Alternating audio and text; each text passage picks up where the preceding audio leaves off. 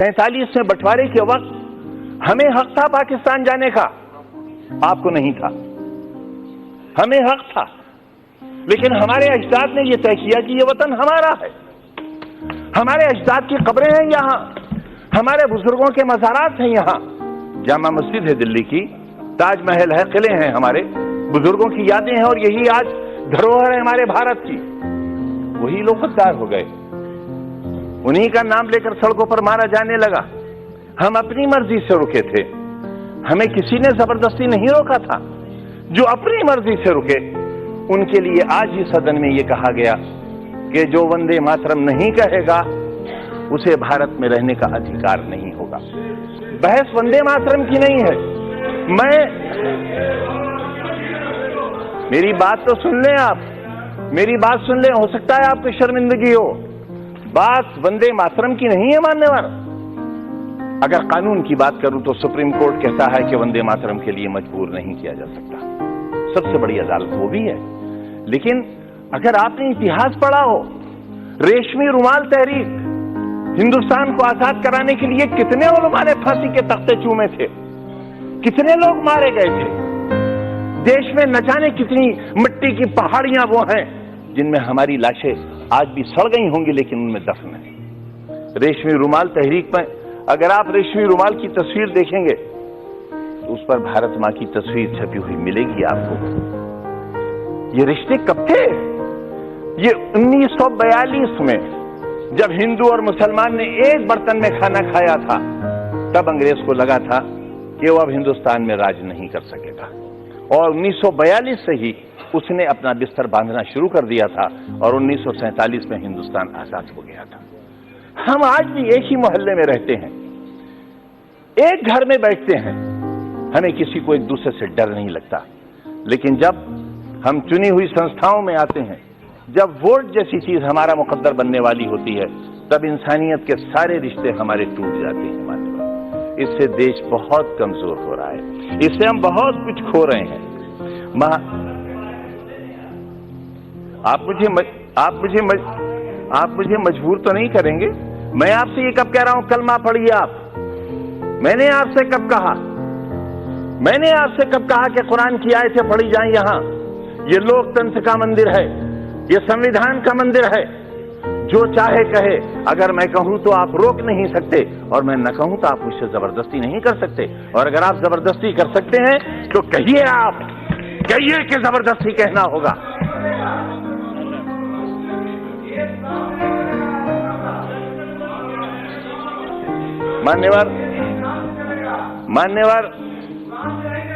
मान्यवर संविधान से चलेगा, यही तो हम भी चाहते हैं, यही हम चाहते हैं।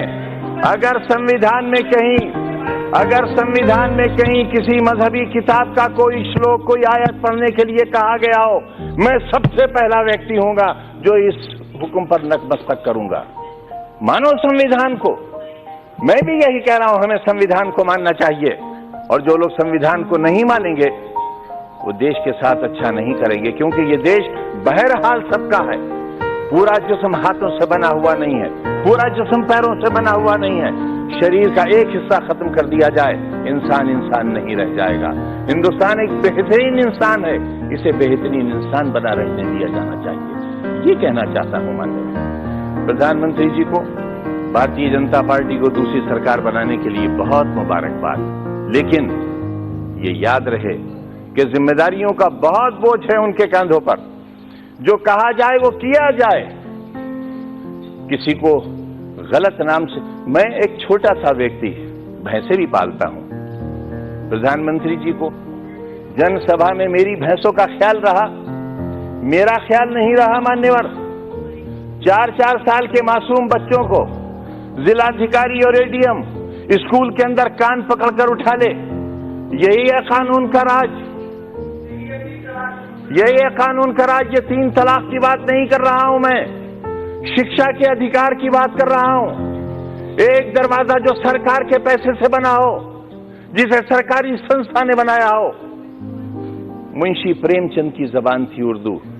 उर्दू मुसलमानों की जबान नहीं है, मुसलमानों की जबान है अरबी, उनके कुरान की जबान है अरबी। उर्दू मुसलमानों की जबान नहीं, हिंदुस्तानियों की जबान है। इनकलाब जिंदाबाद की जबान है।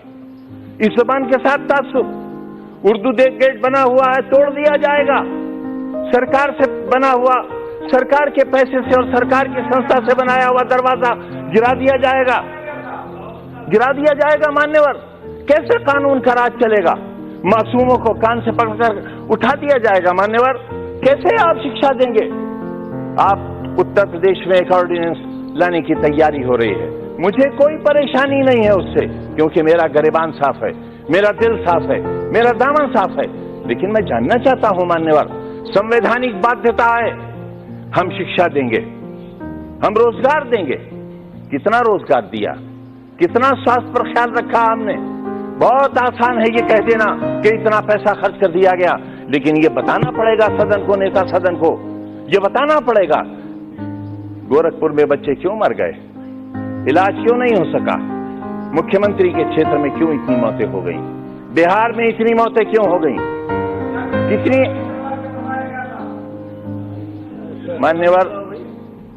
मान्यवर, जब तक ये ज़हनियत नहीं बदलेगी, मेरे जैसे लोगों का सर्वाइवल बड़ा नामुमकिन हो जाएगा। लेकिन मैं क्योंकि चुना हुआ व्यक्ति हूं मान्यवर, और इसलिए भी मैं बहुत अहमियत के साथ इस बात को कह रहा हूं कि एक कमीशन बिठाएं आप। लोकतंत्र के इस पर्व पर जो हुआ है मेरे यहां, 15 दिन तक बराबर एडमिनिस्ट्रेशन ने जो नंगा नाच किया है, मारा है लोगों को, बहुत एक वर्ग के लोगों को, रामपुर शहर के अंदर, स्वार के अंदर, टांडा के अंदर, दड़ियाल के अंदर। आप बिठाएं कमीशन, हमारा भी रोल देखें, जिला अधिकारी का रोल भी देखें। शौकिया मारा है लोगों को, दरवाजे तोड़कर घुसे हैं लोगों के अंदर। 77,000 रेड कार्ड दिए हैं पुलिस ने दरवाजे के अंदर घुसकर, और 77,000 परिवारों से ये कहा कि वोट डालने के लिए नहीं निकलोगे। जहां 77,000 परिवार वोट डालने के लिए नहीं निकलेंगे, लोकतंत्र कहां बाकी रह जाएगा? कैसे? अगर ये झूठ है मान्यवर, ये भी नोट किया जाए, कमीशन का हिस्सा माना जाए इसे। अगर 77,000 परिवारों को रेड कार्ड देकर वोट डालने से वंचित न किया गया हो, तो जो सजा ये सदन चाहे तय कर ले। मान्यवर, इसलिए मैं कह रहा हूं आपसे कि लोकतंत्र का बचना जरूरी है, और लोकतंत्र आवाजों से नहीं बचेगा। मान्यवर, लोकतंत्र तब बचेगा जब फांसी के तख्तों पर चढ़ने से पहले शहीद भगत सिंह का वजन लिया जाएगा तो 5 पाउंड वजन बढ़ चुका होगा। इससे साबित होता है देश की आजादी कैसे हुई थी। आपस के रिश्तों को नहीं संभालेंगे, देश खुशहाल नहीं रह सकता। मैं कहता हूं, ये पूरा शरीर हिंदुस्तान है। मेरे शरीर के 5वें हिस्से पर अगर फालिज लग जाएगा तो ये कामयाब हिंदुस्तान और सेहतमंद हिंदुस्तान नहीं होगा। पूरी दुनिया का कोई व्यक्ति इसे सेहतमंद हिंदुस्तान नहीं कहेगा।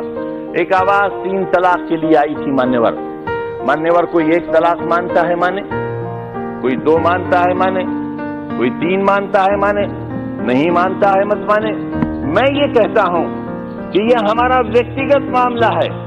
इस पर कुरान जो हुक्म देता है, जो कुरान फैसला करता है, जो कुरान राय देता है, उस राय से हटकर कोई बात कबूल नहीं की जाएगी, हरगिज नहीं की जाएगी, हरगिज नहीं मान्यवर।